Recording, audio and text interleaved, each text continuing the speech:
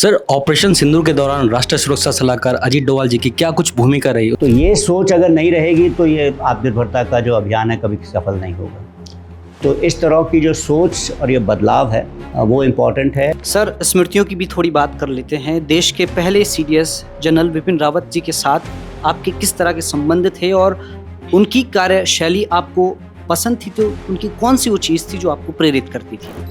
ये भविष्य का युद्ध कैसे होगा, ये सारी टेक्नोलॉजीज इस आने वाले युद्ध में किस तरह का प्रभाव डालेंगी, इसका सही आंकलन करना जरूरी है। सर, राष्ट्रीय सुरक्षा सलाहकार यानी कि NSA अजीत डोभाल जी जो हमारे उत्तराखंड के ही है, उनके साथ आपने काम किया है, तो आपका अनुभव किस प्रकार से रहा है? हम अक्सर देखते हैं कि कोई भी ऑपरेशन होता है और उसमें भारत को सफलता मिलती है तो उसके 1-2 साल बाद उस ऑपरेशन पे पिक्चर बन जाती है।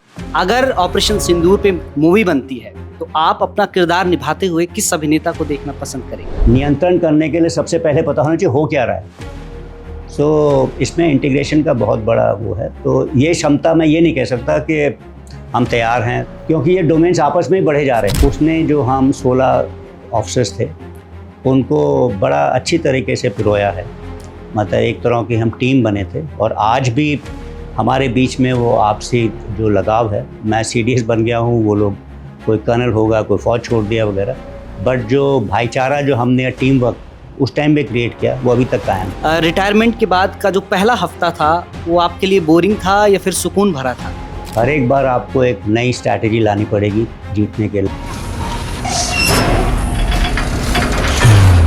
अगर पुरानी स्ट्रैटेजी का इस्तेमाल या दोबारा करोगे तो फिर जीत मुश्किल है। कभी देहरादून नहीं आ पाया, मतलब सरकार ने कभी मौका नहीं दिया। लेकिन जब मैं पहली बार रिटायर हुआ था तब मैंने यहाँ आकर के अपना मकान बनाया था। फादर का मकान था, उसे रेनोवेट किया। सर, बात उस ऑपरेशन की भी कर लेते हैं जो अभी पिछले साल ही आपकी अगुवाई में भारतीय सेना ने किया, ऑपरेशन सिंदूर की। सर, तीनों सेनाओं ने मिलकर युद्ध किया। आमतौर पर हम देखते हैं कि हमारी तीनों सेनाओं की जो कार्यप्रणाली है वो भिन्न है, लेकिन तीनों के बीच आपने ऐसा तालमेल बिठाया कि इस ऑपरेशन में हमें जीत मिली। इसका मूल मंत्र क्या था सर?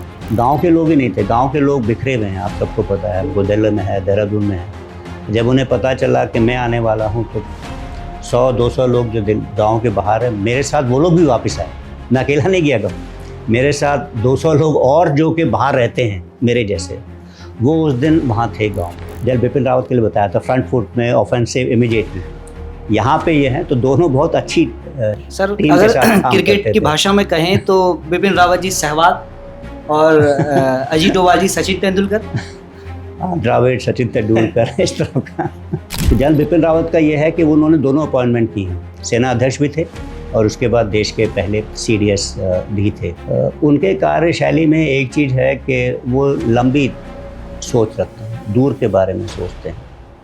वो राष्ट्र को अभी की थ्रेट एंड चैलेंजेस से नहीं, वो तो कर ही रहे हैं कि आज से 15 साल 20 साल के बाद में किस तरह की चैलेंजेस आएंगे देश के लिए, उसका सलूशन आज ढूंढने की कोशिश करते हैं। सर, मान लीजिए आप सेना में नहीं होते तो अपने आपको किस क्षेत्र में देखते हैं आप? दूसरा, रहबार के अंदर हम एक पर्पस से मिलते हैं। ये नहीं कि सिर्फ हम वहाँ जो है पहाड़ी खाना खाने के लिए मिल रहे हैं या एक दूसरे से दोस्ती करने के लिए मिल रहे हैं। जी सर, आपका कोई ऐसा किस्सा फौज का जिसे आप जिंदगी भर ना भुला पाए हो या ना भुला पाओगे?